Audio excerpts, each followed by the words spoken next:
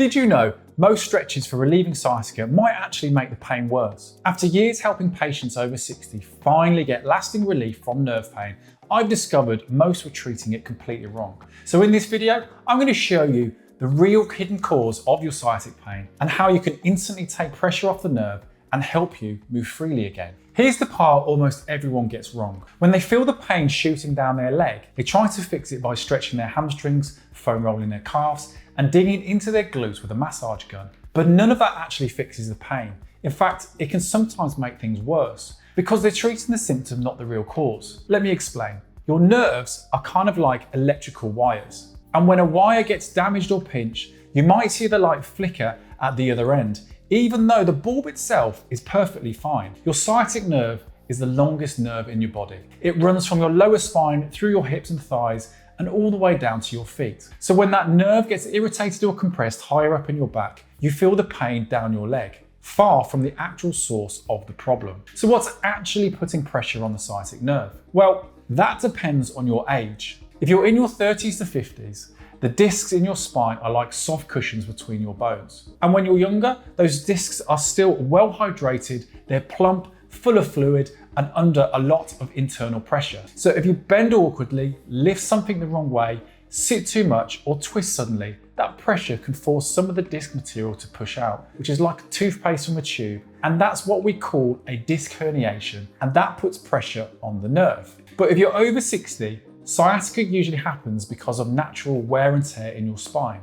But don't worry, this happens to everyone as they age, just like grey hair or wrinkles. As we get older, our discs start to dry out, which makes them thinner and more brittle, which is what your doctor calls degenerative discs. As these discs are flatter, they don't bulge out as much, so a herniated disc becomes less common after 60. But it also means there's less space between the bones, which makes a pinched nerve much more common. At the same time, the small joints in the spine called facet joints can develop arthritis. They lose some of their cartilage, get stiffer, and that can also narrow the gaps where your nerves exit the spine. When that narrowing gets worse, we call it spinal stenosis. And this is one of the most common causes of sciatica in people over 60. One of the classic signs of stenosis is that you feel better when you're leaning forward slightly, like over a shopping trolley or leaning over a counter. That position opens up the space in your spine and gives those nerves a little room to breathe. So now that you understand the root cause of sciatica in people over 60,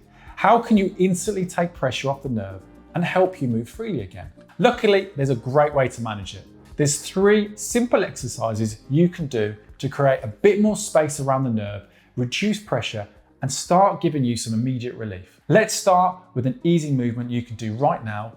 This exercise has 3 gentle variations, so you can choose the one that best suits your comfort levels. Start by lying on your back with your knees bent and feet flat on the bed. Let your head and shoulders fully relax. Now, gently roll both knees to one side, just as far as it feels comfortable. Then bring them back to the middle and roll them over to the other side. Don't worry about holding the stretch, it's the movement itself that helps. Each time you go side to side, you're gently loosening up the lower back and getting a bit of movement back into those stiff joints. Do about 15 reps each way, so 30 total, and repeat a few times a day if it feels good. It shouldn't be painful, just gentle, smooth motion.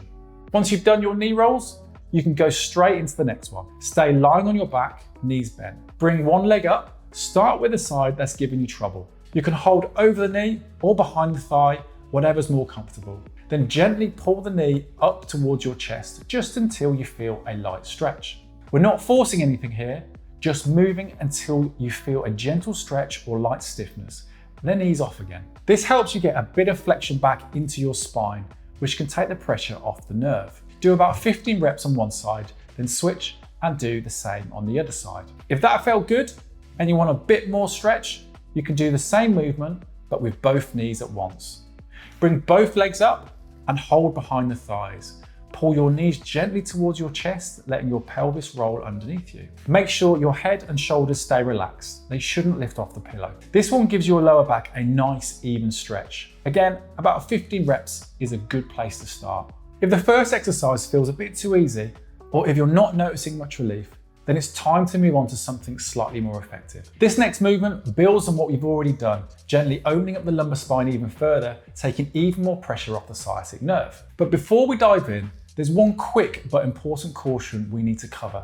If you've recently noticed numbness around your groin area, if you're having trouble controlling your bladder or bowels, or if you suddenly feel like you can't pee even though you need to, please head straight to the nearest emergency department. These symptoms could indicate a rare but serious condition called cauda equina syndrome, where nerves in your lower body become severely compressed. It requires immediate medical attention, so please don't wait. Now, assuming none of that applies to you, let's get back to the exercise. This movement is based on clinical guidelines for managing lower back and sciatic pain, especially for people experiencing age-related spinal changes. Start by sitting comfortably on a sturdy chair, feet slightly wider than shoulder width apart. Scoot forward just a bit so you're near the front edge of the seat. Rest your hands comfortably on your thighs or knees. Slowly slide your hands down your legs, gently bending forwards from your hips and lower back. Go only as far as feels comfortable, no forcing or straining. Once you're gently bent forwards, hold that position for about 5 seconds, taking a slow, deep breath in and out. Then slowly slide your hands back up your legs, returning to an upright sitting position. Repeat this gentle movement 10 times, always moving slowly and smoothly. The key here is to relax your back and neck as you bend forwards. With each repetition, try to gently deepen the stretch, but only if it feels comfortable and safe. You'll know this exercise is working if your leg or sciatic pain starts to ease or even move upwards towards your back. This is called centralization, and it's a great sign that pressure on the nerve is decreasing. But if your leg pain gets worse during these exercises, stop immediately. This means this particular stretch might not be right for your body right now. So now that we've opened up the space in your lower back with these first 2 exercises, the next step is to strengthen your core so your spine stays supported and you can maintain that relief we've just created. Lie comfortably on your back, on your bed, or on a mat, knees bent and feet flat. You might notice a small arch under your lower back. That's completely normal. We're going to gently flatten that arch using your core muscles. Here's exactly how to do it. Gently tilt your pelvis back by pulling your belly button in towards your spine. You should feel your lower back gently pressing down into the bed or floor. Hold this position for about 3 to 5 seconds, then relax. Aim for about 10 repetitions and repeat for 3 rounds. This simple movement puts your spine in a safer, more stable position and activates the deeper core muscles that protect your lower back. If that feels good and you're ready for a little bit more of a challenge, let's add a gentle leg movement. Keeping your core tight and your back stable, slowly lift your left foot just a few inches off the bed or floor. Lower the foot back down, then repeat on the right side. Alternate sides, doing about 10 repetitions per leg, so 20 total. If you need to reset at any point, simply pause, re-flatten your back, tighten your core again, and then continue marching. Remember, the most important part isn't how high you lift your legs, it's keeping your core gently engaged and stable. That firm, stable core is what protects your spine and helps you move comfortably with less pain. If you've been doing these exercises but still feel tension in your lower back, don't worry. Sometimes your lower back can't fully recover until your hips are moving the way they should. Tight, stiff hips force your back to work harder, and that added stress can keep triggering your sciatica. So, in this next video, I'll show you a simple hip exercise routine that makes a huge difference and why improving your hip mobility is the key to lasting relief in your lower back.